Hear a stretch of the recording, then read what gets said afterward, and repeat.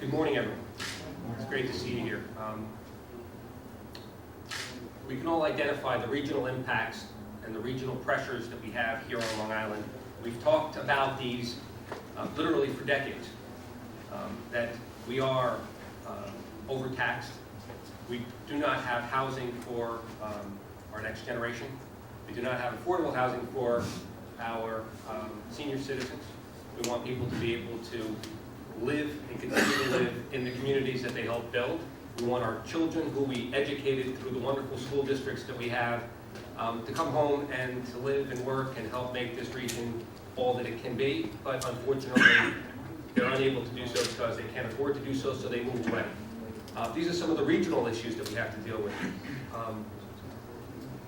Given our structure here on Long Island, with towns, with villages, making decisions for local zoning, I think it's incumbent on us not only to understand the regional issues, but then also to understand that not every locality has the ability to address those regional issues.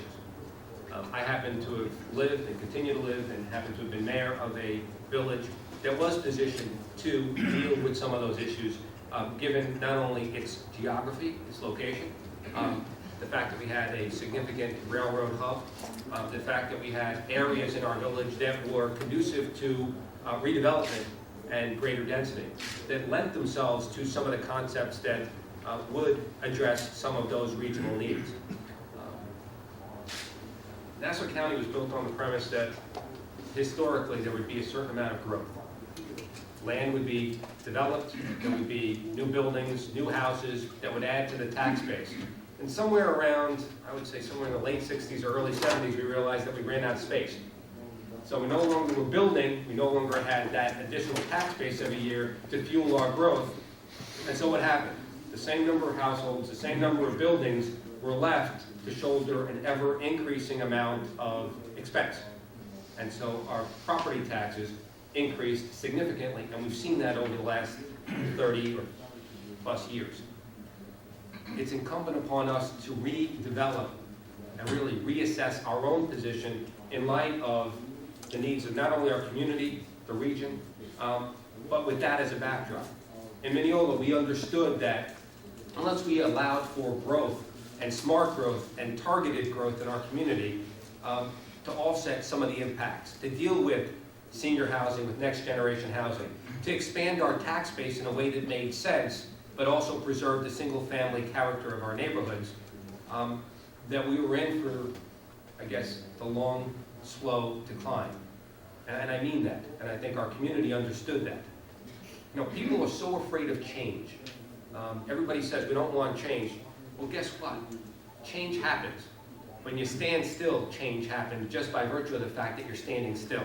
And unless you're willing to change and to select the change for your own communities on your terms and determine what you want today and what you want 10 or 20 years down the road for your children and future generations, change is going to change your community, and it's no longer going to be what you thought it was in the past. We've all experienced that. So that's our challenge as local leaders. There was a question this morning: what is the function, what is the role of a local leader, an elected official, when it comes to redevelopment? And I believe that the role of a leader is not to sit on the sidelines and allow people to come in and hijack a process. It's to get out in front of it, to help mold it, to discuss it with the local developers when they come in with those ideas, and to stake their position and their reputation on the success of a project that makes sense, and to help steer it through the community. Not to jam it down anyone's throat, but to explain it to people so that oftentimes the knee-jerk reaction, which is, no, we don't want it, can actually lend itself to something else because you get to explain it. And I'll give you an example. In our community, we approved a project. Once upon a time, it was 9 stories tall, 250 condominium units, right on Old Country Road, on 2 acres. 140 units per acre, which is by far the most densely, I guess, approved housing project on Long Island. And we approved it in Mineola with 2 hearings, and not a single person got up from the village to object. We had people who came in from an adjoining village to object. But we had gone through the process and actually had gotten people to understand the benefits to the community. I remember sitting with a group of seniors and saying, look, what do you think of this project? And they immediately said, wow, it's awfully tall. And I said, okay, well, it's 9 stories, but it's only I think it was 88 feet tall, which is equivalent to the other buildings in the area. They just weren't, the dimensions, floor to floor, were a little, I guess a little narrower, not as tall. So 88 feet tall, I said, but if we gave up those 3 stories, we wouldn't get the public amenities that the developer was providing the village.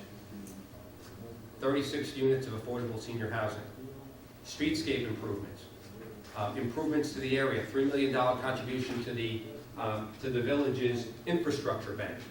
The developer was going to build, and for the additional 3 stories of development, again, under the threshold or under that envelope that we had established, we were able to leverage the density in an area where it was acceptable. The closest home was more than a quarter of a mile away, but leverage it for the benefit of the village. And once the residents understood that, 1, it's not going to kill us, 2, it's not going to overrun our schools, 3, it's going to add literally about 6% to our tax base. So it's going to offset our taxes, that one building alone. It's going to add infrastructure improvements. We're going to build affordable senior housing as a result of this. Everyone had a stake in this, and everyone understood that where it was being built, a block away from the train station, made sense, and it didn't impact the single-family nature of the community. You couldn't build that project in Old Westbury. You couldn't build that project in Locust Valley. Okay, there were areas where it makes sense. In Mineola, by the train station, with ready access to mass transit, it made sense. And so certainly the community was able to not only understand that, but also then leverage its position to be able to embrace the kind of development that dealt with some of those regional issues that we identified earlier. There are ways of doing that. And I think it involves not only including the community as part of that discussion, but also letting the community understand that change and being part of that can also benefit the community. And actually, remember what I said, change happens unless you decide your own change on your own behalf. This allowed the village of Mineola to decide its own change, and by doing so, preserve the single-family character of the community. That was our story. I'd love to have answer any questions you may have as to the particulars and how we went through the mechanics of doing it. But I think it's important that we understand one thing, and I'll leave you with this thought. Oftentimes when we get together like this, we talk, and we talk, and we talk, and we talk. We oftentimes talk so much that we actually leave thinking we accomplished something.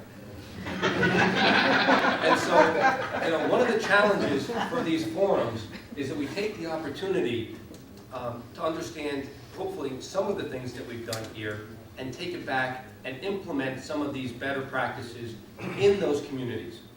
We've all seen examples of public officials who come to these forums and give speeches on how wonderful it is to promote smart growth, and then they go back to their communities and vote against projects that would have promoted those smart growth. Okay? Let's have the courage of our convictions and let's move forward together. Thank you.